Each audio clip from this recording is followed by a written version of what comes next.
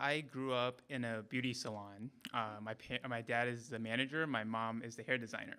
Uh, my dad was like a very kind of demanding boss, and one thing that he likes to say to me is "stand by." It's his favorite catchphrase.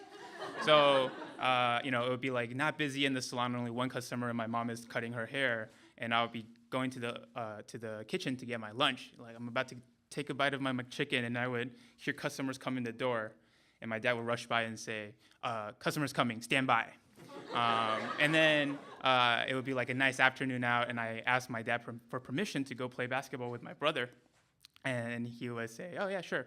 And then a call would come in, picks up, hangs up, and say, "Oh, 5 customers are coming, stand by."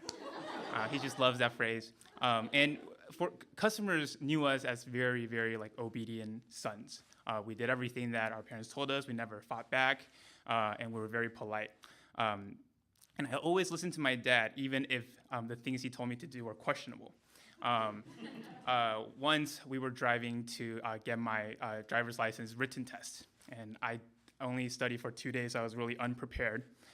And so so on the drive, my dad said, "Look, don't worry. This is what you do.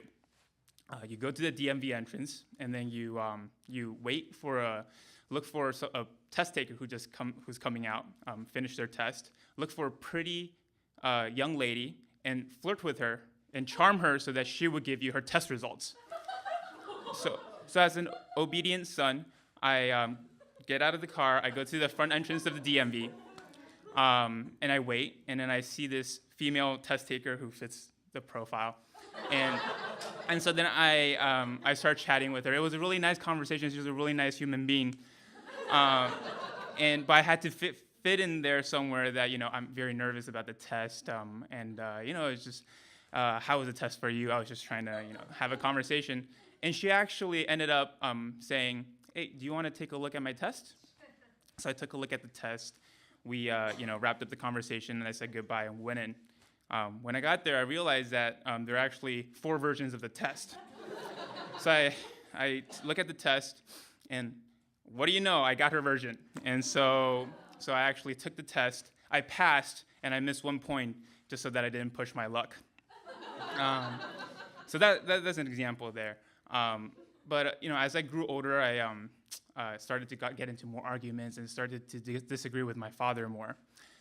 One winter, I came back home from college after a few months back, and we had dinner.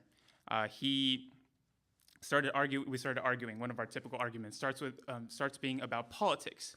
The theme usually revolves around the idea of do the ends justify the means?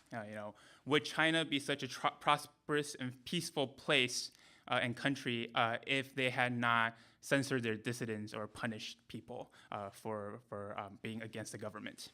And then slowly, examples would be more personal, more related to family matters, such as would our business be so successful if I'm not such a demanding boss? Would it be safe if I had let your mother take the driver's test and drive us around places? And then finally, he would say, would you and your brother become such successful students and young men if I had not taken your mother up a mountain, beaten her up, and then forced her to not divorce me so that you guys can be who you are today? And that last point, it's not the first time I heard that, but for some reason that pissed me off, the way he was so proud of what he did. And so I was so angry that I took up the chair I was sitting on, I lifted it up, and I motioned to throw it at him. And when I motioned it, he flinched. And at that moment, I had this vindictive glee. I felt this sort of elation. I said, "You flinched, didn't you?" And so I did it again. I motioned to throw it at him, and he flinched again. And I said, "That's how it feels when you have someone who has so much power over you." And I threw down the chair, we argued some more, and then I left. It was not the first time the conversation got so heated, but it was definitely the most intense. 3 years later, about a few weeks ago actually, he calls me, and then he forgot to turn in his IRS form, so he's late. He has a big penalty, and he calls me and asks me, could you help me, call and try to waive the fee? My immediate impulse was to help him, to just call them and then get it done. But then I didn't want that to become a habit, so I said, why don't you call yourself? It's probably better for you to call since it is your tax forms. So then he starts to sound really angry in his text. He calls me 5 times, and then more text. Why are you too afraid to pick up my calls? I wasted my time raising you. And like, how dare you do this? Wait until you see what I'm gonna do to you. And I never returned his calls, and I never returned his text because I'm no longer standing by. Thank you.